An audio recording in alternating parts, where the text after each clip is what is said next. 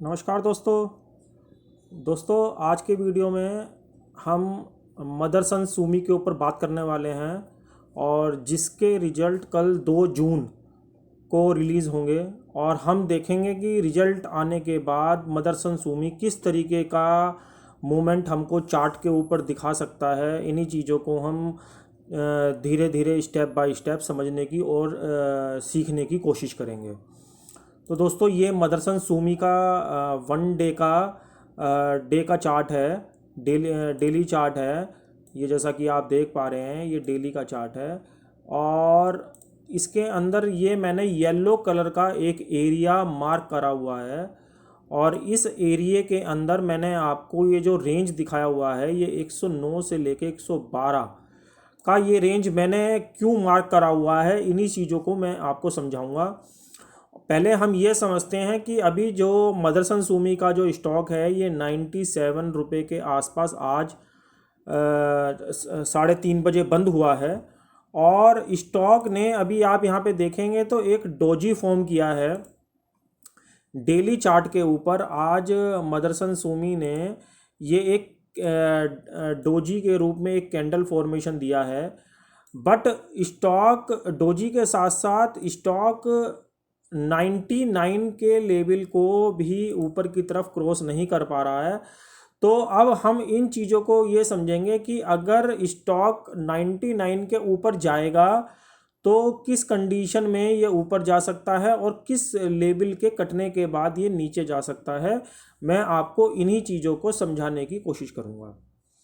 दोस्तों आप ये देख रहे हैं ये इसका 4 घंटे का चार्ट है और 4 घंटे चार्ट के अंदर मैंने आपको ये एक ग्रीन एरिया मार्क करा हुआ है। ये ग्रीन एरिया का ये मतलब है दोस्तों, इसमें 4 घंटे के चार्ट के ऊपर एक ये हेड एंड शोल्डर का एक पैटर्न बना हुआ है जो आप ये देख पा रहे हैं। मैं क्लियर मार्क करा हुआ है।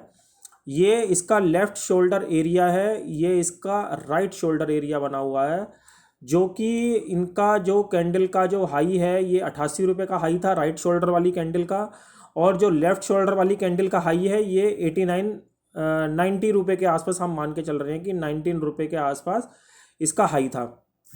और जो इसका हेड था वो 92 रुपये के आसपास का बना हुआ है, जो इसका हेड का हाई है, जो ये वाला हाई है जहाँ पे ये हेड मैंने ये ब्लैक एरो का निशान लगाया हुआ है। और अभी आप ये देख पा रहे हैं कि स्टॉक इस 92 के लेवल से ऊपर ब्रेकआउट देता हुआ अभी 97 रुपये के आसपास बंद हुआ है। तो दोस्तों क्योंकि अगर ये स्टॉक अगर ये हेड एंड शोल्डर पैटर्न के अंदर होता तो हम इस स्टॉक में ये कह सकते थे कि एक बार की यहाँ से ये स्टॉक नीचे की तरफ मूव कर सकता है, मगर इसने रिजल्ट से पहले ही इसने हेड एंड शोल्डर का यहाँ पे ब्रेकआउट ये 92 रुपये के आसपास इसने ऑलरेडी हमको दे दिया है। अभी कुछ दिन पहले, करीबन 2 या 3 दिन पहले ऑलरेडी यहाँ पे ब्रेकआउट दे दिया है। और अभी इसके अंदर ये इन रेटों पे चाल इसी वजह से नहीं आ पा रही है क्योंकि इसके अंदर रिजल्ट आना ड्यू है और स्टॉक ऑलरेडी नीचे से अगर आप यहाँ से देखेंगे तो ऑलरेडी हमको 20 रुपये के जंप ऑलरेडी यहाँ से यहाँ तक के दिखा चुका है ऑलरेडी। तो स्टॉक अब रिजल्ट आने का इंतज़ार कर रहा है और अगली मूव जो रिजल्ट के अंदर दिखाएगा, रिजल्ट आने के बाद ही ये अगली मूव आपको ऊपर की या नीचे की दिखाएगा। मगर क्योंकि ये अभी इसने हेड एंड शोल्डर का ब्रेकआउट दिया है यहाँ पे, तो हम ये मान के चल रहे हैं कि अगर रिजल्ट इसके नॉर्मल आते हैं और या अच्छे आ जाते हैं, इन दोनों ही कंडीशन में स्टॉक यदि 99 के लेवल को ऊपर की साइड होल्ड कर जाता है, 99 दोस्तों याद रखिएगा 99 की बात कर रहा हूँ मैं, 99 लेवल के ऊपर यदि होल्ड कर जाता है तो ये स्टॉक आपको जो मैंने फर्स्ट स्लाइड के अंदर दिखाए हैं, ये वाला जो हाई दिखाया है, ये येलो कलर का जो एरिया है, ये मैंने आपको इसी वजह से मार्क करा हुआ है कि ये जो नीचे वाला जो बॉटम है ये वाला एरिया इसका 99 का एरिया है और जो ऊपर वाला एरिया है ये इसका 110 से लेके 112 का एरिया है, जो कि इसका मैक्सिमम रेंज बैठता है ऊपर की साइड। अगर ये स्टॉक रिजल्ट आने के बाद रिजल्ट अगर नॉर्मल आए तब भी और रिजल्ट अच्छे आए तब भी, और अगर रिजल्ट ख़राब आए तो हम तब हम उसको भी समझेंगे, मगर अभी फ़िलहाल हम तब की बात कर रहे हैं जब रिजल्ट नॉर्मल आएंगे या रिजल्ट बहुत अच्छे आ जाएंगे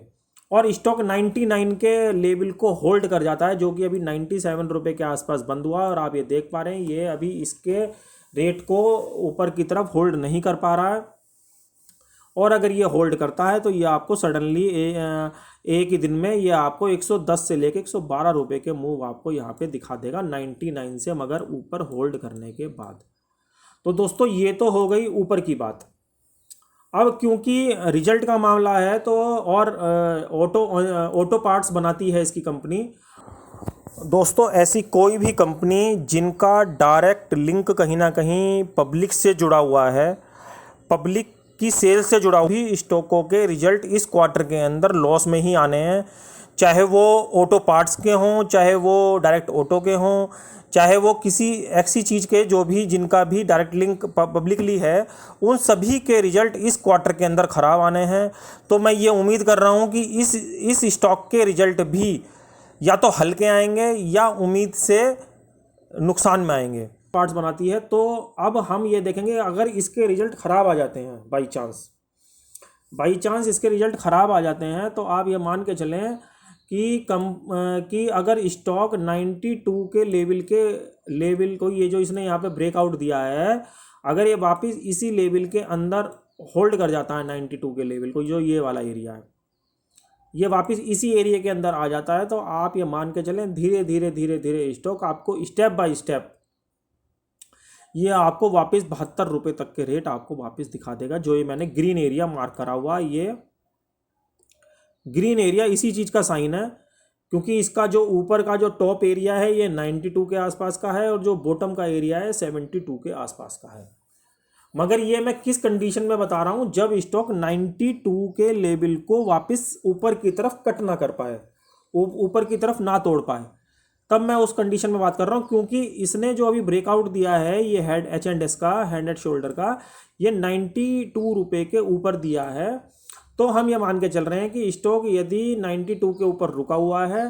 तो ये अभी तेज़ी की ट्रेंड में ही बना हुआ है और ये आपको रिजल्ट के बाद 110 से लेके 112 रुपये तक के रेट आपको अचीव करके ये दिखा सकता है। मगर मेरे हिसाब से ये स्टॉक का मैक्सिमम रेंज है, इसके ऊपर ये स्टॉक नहीं जा पाएगा। और क्योंकि कहीं ना कहीं ये पब्लिक से जॉइंट शेयर है और ऑटो पार्ट्स बनाती है, जैसे आपको मैंने बता दिया ये कंपनी ऑटो पार्ट्स बनाती है, और अगर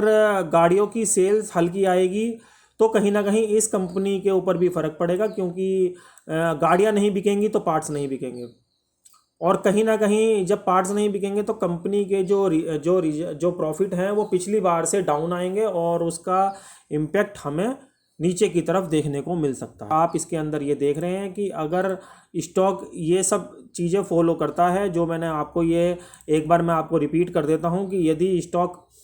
99 के ऊपर रुक जाता है तो ये आपको 110 से लेके 112 रुपये तक के रेट ये आपको दिखा देगा,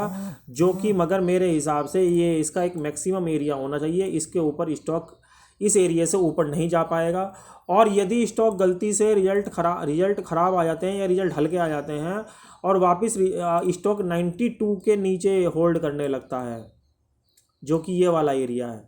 तो ये स्टॉक आपको धीरे धीरे करके 72 रुपये तक के रेट आपको दिखा देगा। दोस्तों ये तो मदरसन सुमी की बात है, मगर मैं आपको ओवरऑल भी पिक्चर बता रहा हूँ कि अभी मार्केट के अंदर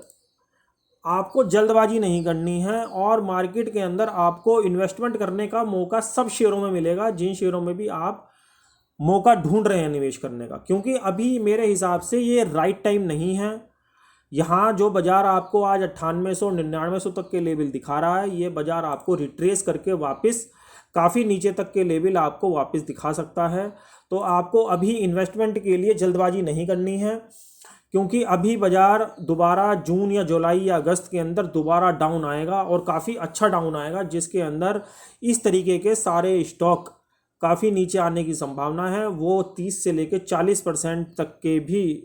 रेट नीचे की तरफ डाउन आ सकते हैं, जो कि आपको अभी जिस प्राइस पे दिखाई दे रहे हैं।